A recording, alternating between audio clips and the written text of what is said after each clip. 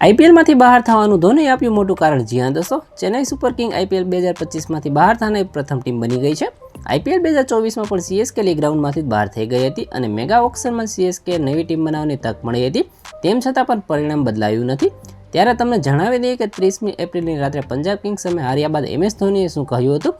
Match પછી જ્યારે MS Dhoni broadcaster સાથે વાત કરવા આવ્યા ત્યારે તેનો ચહેરો ઉદાસ હતો અને હારની નિરાશાએ તેને ઘેરી લીધો હતો.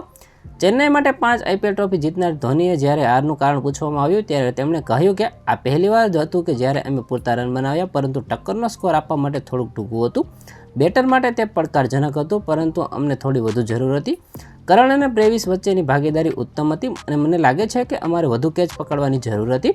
અને કમનસીબે મેં અત્યાર સુધી જ્યારે પણ તેને તક આપવાનો પ્રયાસ કર્યો છે ત્યારે તે ધીમી વિકેટ રહી છે, પરંતુ આજની વિકેટ આ સિઝનમાં અમારા હોમગ્રાઉન્ડ પર શ્રેષ્ઠ રહી હતી. બ્રેવિસમાં સારી તાકાત છે, તે એક શાનદાર ફિલ્ડર પણ છે અને આવનારી સિઝનમાં તે આપણા માટે એક મહાન હથિયાર બની શકે છે.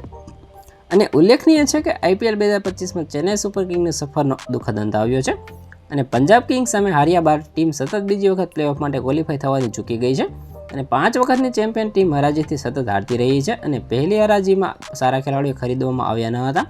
મેં જે ખરીદ્યા તે પણ સુપર ફ્લોપ નીકળ્યા છે. તો આના વિશે તમારું શું કહેવું છે? કોમેન્ટમાં જરૂર જણાવજો. આવા જ વિડીયો માટે અમારી ચેનલ સાથે જોડાયેલા રહો.